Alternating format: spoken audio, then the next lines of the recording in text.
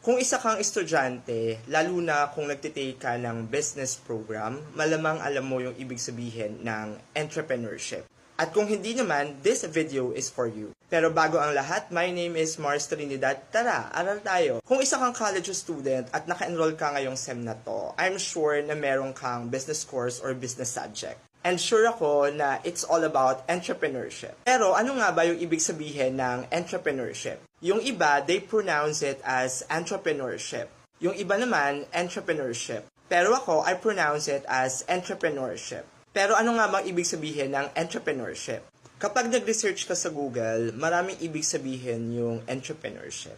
Makikita mo dyan yung mga definition nila, merong taking risk, creating value, starting a business, establishing a business, making profits, at marami pang iba. Tama naman lahat yon. Pero bukod sa meron tayong definition, dapat alam natin ipaliwanag yung concept ng entrepreneurship. Pero there is one definition of entrepreneurship that I would like to share. Base sa nabasa kong libro, entrepreneurship is defined as the ability to be able to know what products and services are needed by the people, and to be able to provide these products and services at the right time, at the right place, to the right people, and of course, at the right price. Ang ibig sabihin niyan is that yung entrepreneurship daw ay isang kakayahan para malaman kung ano yung pangangailangan ng mga tao at ma-provide yung mga pangangailangan na yun sa tamang oras, sa tamang lugar, at of course, sa tamang tao. At syempre, sa tamang presyo. Pero sa konsepto ng entrepreneurship, hindi lang tayo basta-basta nagkikreate ng products and services. Always know na kung ano man yung products and services that we are going to create, make sure that it would help